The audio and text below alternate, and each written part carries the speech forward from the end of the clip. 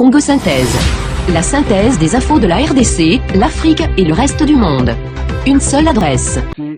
À la tête du marché commun de l'Afrique de l'Est et australe. C'est la déclaration du secrétaire général du COMESA au sortir de l'entretien qu'il a eu ce vendredi avec le président de la République, Joseph Kabila Kabange.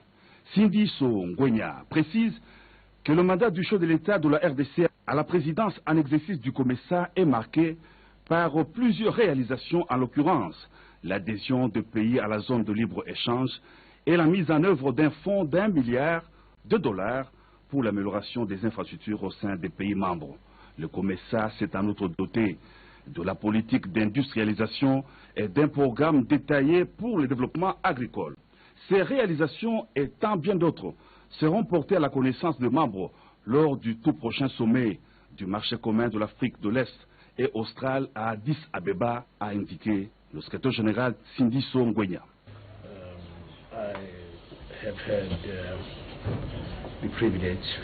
Je suis venu rencontrer son Excellence Joseph Kabila en sa qualité de président en exercice du COMESA pour donner quelques orientations sur la préparation du sommet du COMESA qui va se tenir du 30 au 31 mars à Addis Abeba cette année. Nous avons également discuté sur certaines réalisations. Et là, nous sommes très reconnaissants.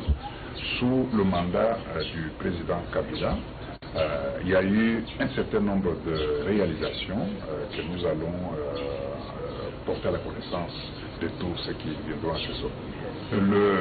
La première réalisation, c'est le fait que sous le mandat du président Kabila, il y a 3 pays qui vont adhérer à la zone de libre-échange. Le premier pays, c'est la RDC. Il y a beaucoup qui ont été faits. L'acte par lequel la RDC va adhérer à la zone de libre-échange est déjà au Parlement. Je crois que bientôt ça va sortir de là. Le deuxième pays, c'est l'Ouganda, qui est aussi fort avancé dans le processus. Et le troisième pays, c'est l'Éthiopie lui-même. En dehors de ça, nous avons également la mise en œuvre du fonds sur les infrastructures du COMESA. Ce fonds est doté d'1 milliard de dollars pour accompagner les efforts de nos États pour améliorer leurs infrastructures. La troisième réalisation, c'est que la région s'est dotée de la politique d'industrialisation. Et ça n'existait pas avant, c'est sous le mandat du président. Donc ce sont là quelques-unes des réalisations. Alors l'autre réalisation, c'est le fait que c'est en RDC que le programme détaillé pour le développement de l'agriculture de la région a été lancé. C'est au travers de ce programme que nous pouvons accompagner les pays en ce qui concerne les investissements dans le secteur de l'agriculture. Nous sommes ravis de savoir que déjà le Congo a mis en place le parc agro-industriel de Bukangalozo avec un investissement. Les techniques en matière d'adoption internationale ont occupé une part importante de l'entretien que le président de l'Assemblée nationale, l'honorable Aubin Minaku, a accordé au secrétaire d'État adjoint américain par intérim aux affaires consulaires, Michel Bond. Reportage Jean-Pierre-Henri Kassanganambengou. Combien de fois l'opinion nationale et internationale ne s'est-elle pas émue, exprimer sa vive réprobation devant le dossier fâcheux d'adoption d'enfants hors de toutes les normes établies? Ils sont en tout cas nombreux les États qui veillent constamment au grain et s'inscrivent dans la logique de la mutualisation des efforts pour enrayer un fléau aux conséquences trop souvent dramatiques. Le gouvernement américain a responsabilisé Mme Michel Bond dans la gestion de la question en qualité de secrétaire adjoint ad intérim aux affaires consulaires. Elle est en mission dans notre pays où 500 enfants s'apprêtent à rejoindre leurs parents adoptifs américains au terme d'une longue attente. Ils viennent de la ville de Kinshasa et d'autres provinces avec l'assurance de la protection des lois congolaises et américaines et surtout la garantie d'avoir des parents qui se sont montrés très respectueux de toutes les phases requises dans la procédure d'adoption. L'Assemblée plénière du Sénat a débattu et adopté le calendrier des travaux de la session ordinaire de mars 2015. Le président du Sénat, Léon Kingo-Adondo, invite les sénateurs à la célérité pour résorber le retard. Reportage Bertin Ekofo-Issaoso. Les sénateurs ont été prévenus. Un travail important les attend pour cette session ordinaire de mars 2015. Dans son message à l'Assemblée plénière, le président du Sénat n'a pas donné trop de détails à ce sujet. Léon Kingo-Adondo a d'abord tenu à saluer l'esprit patriotique qui a caractérisé les travaux de la dernière session extraordinaire. La session ordinaire et la session extraordinaire ont été des moments très difficiles l'année passée. Vous avez évité au pays une crise majeure. Une fois de plus, je voudrais vous féliciter de votre esprit patriotique. Les sénateurs ont ensuite adopté le calendrier des travaux de cette session ordinaire avec la répartition des matières en commission. Au total, 22 alliés législatifs, y compris les matières sous examen en commission mixte paritaire, et 22 projets et propositions de loi transmis par le Sénat à l'Assemblée nationale. Une seule nouvelle matière, la proposition de loi du sénateur Moïse Nyarugabo sur l'accès à l'information. Mais le calendrier reste ouvert, a fait savoir Léon Kingo-Adondo. Il sera également question du contrôle parlementaire et du rapport synthèse national des vacances parlementaires. Tradition respectée ce vendredi à la primature où le Premier ministre Augustin Matata Ponyo-Mapon a échangé avec les délégations venues visiter le site historique du pays. Reportage Gisèle Ngaloula, Henri Amoury, Christian Ochoudi. Dans le cadre de ces journées portes ouvertes, l'hôtel du gouvernement a accueilli ce vendredi 20 mars 2015 différentes délégations. Il s'agit des étudiantes de l'ISP Gombe, les épouses des professeurs de l'UNIKIN, ainsi que la plateforme du collectif des femmes leaders syndicales de l'administration publique. Tout a commencé par la salle des conseils des ministres, la galerie photo ensuite et les jardins des premiers enfin, où Matata Ponyo, chef du gouvernement, a, dans son adresse, reconnu la valeur de la femme qui assure la dignité de l'humanité. Le maman constitue le berceau de l'humanité. En ce mois réservé à la femme, c'est pour nous vraiment un grand honneur de vous recevoir dans ces jardins. On n'a peut-être pas le mot le plus indiqué pour témoigner notre joie de vous recevoir, mais je crois que autant on vous voit, autant on est satisfait.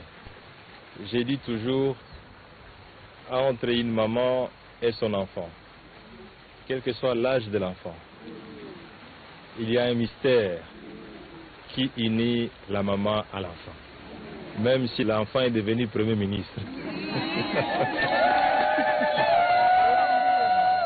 Deux œuvres d'art, dont l'une symbolisant un homme battant les tam-tams, comme pour dire la communication doit demeurer entre le gouvernement et la population.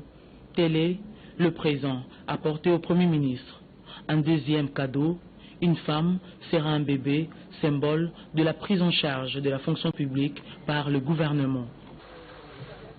Revenons encore sur cette question d'adoption internationale d'enfants congolais qui est sous examen entre le gouvernement de la République et les États-Unis. Le vice-premier ministre, ministre de l'Intérieur et Sécurité, Évariste Boshab, a abordé la question avec une délégation américaine conduite par Michel Torren. Reportage Robert Daillé.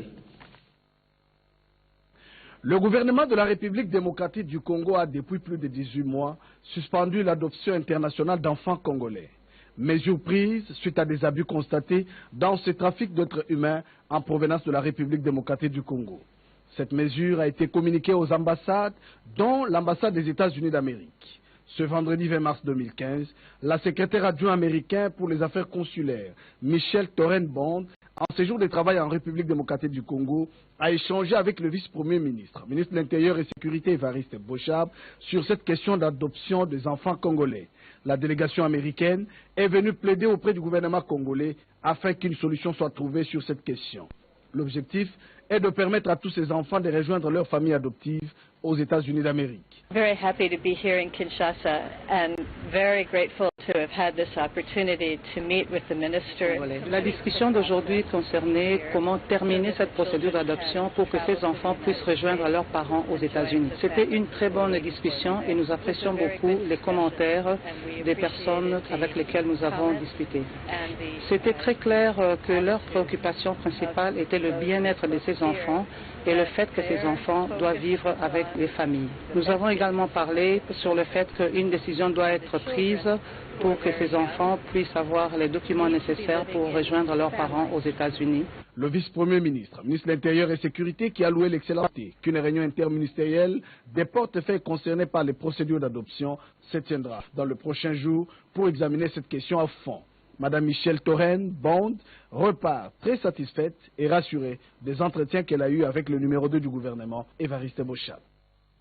Contentieux RDC-Ouganda, la République démocratique du Congo vient de rejeter avec fermeté la proposition ougandaise concernant les indemnités que l'Ouganda devait payer à la RDC, enveloppe estimée, évaluée à plus de 1 milliard de dollars américains. Le ministre de la Justice, Alexis Tambwe-Mwamba, qui a accompagné son collègue de la Défense nationale à Pretoria, en Afrique du Sud, estime qu'il n'y a pas eu un compromis favorable entre les deux parties qui doivent s'en remettre à la Cour internationale de justice. Nous suivons le ministre de la Justice. Il s'est produit dans la nuit de samedi 13 à dimanche 14 mars 2015 le naufrage du bateau Mutoane 3 sur la rive droite du fleuve Congo entre Bukama et Kongolo à quelques encablures de Ankoro dans le territoire de Manono au Katanga. Aussitôt informé, le ministre des Transports et Voies de Communication, Justin Kalumba Mwanangongo, s'est rendu sur les lieux du drame, utilisant tous les moyens afin de dégager les responsabilités des uns et des autres. Selon les témoignages recueillis sur place, 2 causes sont épinglées comme étant à la base de ce naufrage. D'abord, la mauvaise construction de l'embarcation et ensuite le problème technique lié au transbordement de 2 bateaux, Mutoane 2 et Mutoane 3, sur décision de l'armateur, au mépris de toute la réglementation en la matière. Face à cette situation devenue quasi récurrente, le ministre des Transports et Voies de Communication annonce le processus de certification dans le secteur fluvial et lacustre à partir du mois de juin 2015. On a des déficiences qui restent encore là visibles, des déficiences au niveau de l'entretien de ces voies, ça c'est important. On a des déficiences au niveau des équipements qui sont exploités sur ces voies-là. On a des déficiences surtout au niveau du personnel. Quand je parle du personnel, je vois et les équipages qui sont dans ces navires-là. Je vois aussi, aujourd'hui on n'en parle pas beaucoup, les armateurs, c'est un corps extrêmement important et dont la responsabilité devient de plus en plus grande sur ces questions de naufrage. Voilà un armateur qui a 2 navires et il se transpose lui-même dans un de ces navires et il donne des ordres. Voilà, vous allez vous arrêter à un endroit qui n'est même pas un quai, qui n'est pas un port, et ces gens s'arrêtent là, les 2 navires s'arrêtent, c'est lui qui donne les ordres. Alors, mettez du carburant dans tel autre, l'autre doit faire saisir. Entre-temps, eh bien, la tempête s'en mêle, et puis il y a des vagues, et puis bon, tout le monde sombre dans l'eau, sauf lui-même, il sauve sa peau, il est parti.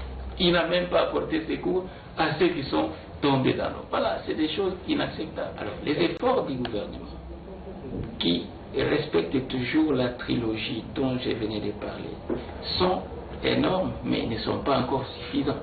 Et donc, on va certifier les armateurs eux-mêmes, on certifie leurs équipages et on certifie leurs navires pour nous assurer que ces navires-là sont en conformité avec la réglementation.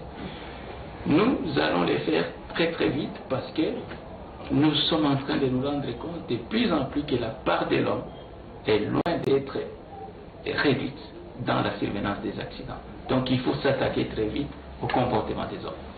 Alors le deuxième axe, ça sera le personnel de contrôle.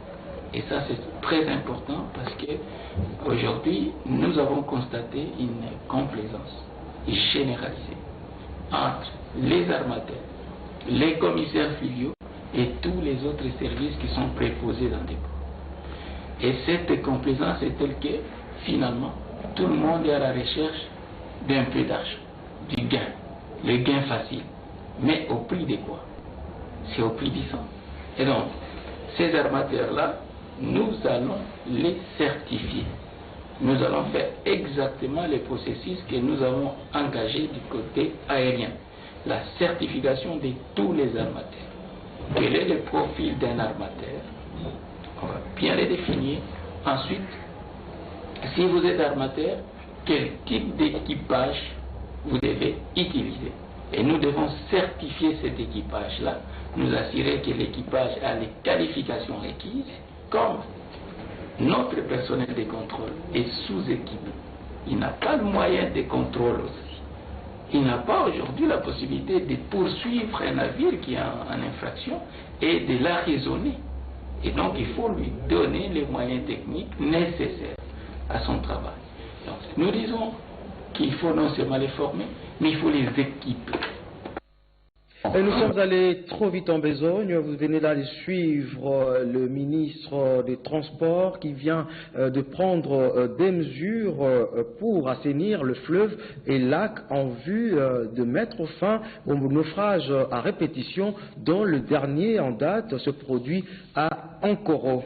Je le disais tantôt, contentieux RDC-Ouganda, la République démocratique du Congo vient de rejeter avec fermeté la proposition ougandaise concernant les indemnités que l'Ouganda devait payer à la RDC, évaluées à plus de 1 milliard de dollars américains. Le ministre de la Justice, Alexis Thambwe Mwamba, qui accompagnait son collègue de la Défense nationale à Pretoria, en Afrique du Sud, estime qu'il n'y a pas eu un compromis favorable entre les deux parties qui doivent s'en remettre à la Cour internationale de justice. On suit le ministre de la Justice. Nous avons un contentieux qui nous oppose à l'Ouganda à la suite de l'occupation par l'Ouganda d'une partie de notre territoire et des dégâts matériels et humains énormes que nous avons subis. Vous vous souviendrez que la République démocratique du Congo avait saisi la Cour internationale de justice pour demander qu'elle se prononce sur la manière dont les Ougandais s'étaient comportés chez nous, et la Cour avait statué depuis décembre 2005, avait condamné l'Ouganda et avait décidé que les deux pays devaient se mettre ensemble pour essayer de trouver la hauteur, fixer la hauteur des indemnités que l'Ouganda devait payer à la République démocratique du Congo. Nous avons eu plusieurs séances pour essayer de déterminer cette indemnisation. Du côté congolais, nous demandions à l'Ouganda plusieurs milliards de dollars qui étaient documentés puisque nous avons pu produire plus de 7400 pièces. Du côté de l'Ouganda, nous avons reçu récemment une proposition que nous n'avons pas acceptée, qui était initialement de 25 millions de dollars en tout et pour tout, et qui est passée au cours des discussions que nous avons eues ici à Pretoria à 37 millions. Nous avons donc conclu qu'il n'était pas possible de trouver un accord entre nous en discutant comme la Cour nous l'avait suggéré. Et maintenant, nous allons préparer notre dossier pour pouvoir saisir de nouveau la Cour internationale de justice de manière à ce qu'elle puisse fixer les indemnités. Parce que dans cet arrêt, dans son dispositif, la Cour disait que si les deux parties n'arrivent pas à s'entendre pour fixer la hauteur de l'indemnisation, les deux parties devaient rentrer auprès de la Cour et elle-même va fixer ces indemnités. Donc nous avons rejeté avec beaucoup de fermeté la proposition ougandaise de nous allouer 37 millions de dollars à titre d'indemnisation totale et absolue, et nous allons préparer le dossier pour saisir de nouveau la Cour pour qu'elle puisse statuer sur la hauteur des indemnisations qui sont dues à notre pays. Suivons à présent ce qu'a été l'ouverture des audiences publiques à la Haute Cour militaire. Le président de la haute cour militaire, le colonel magistrat Albert Mwangi, a ouvert les audiences publiques de ce jeudi 19 mars 2015.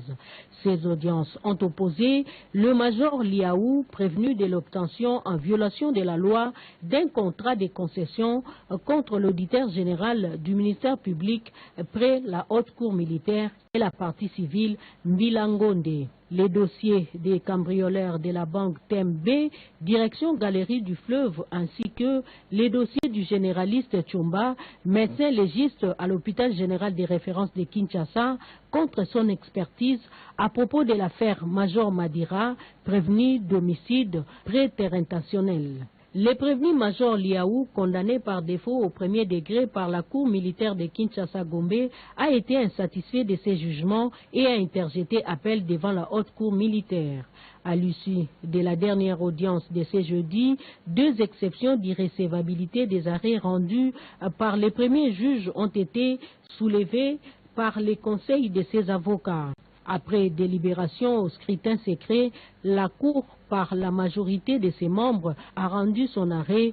Les dossiers des cambrioleurs de la banque TMB, direction Galerie du Fleuve, n'a pas été poursuivi suite à l'irrégularité de la composition de la Cour. Par contre, la haute cour militaire a entendu la conclusion du renseignant généraliste Tchomba, médecin légiste à l'hôpital général des références de Kinshasa, sur son rapport de contre-expertise à propos de l'affaire Major Madira.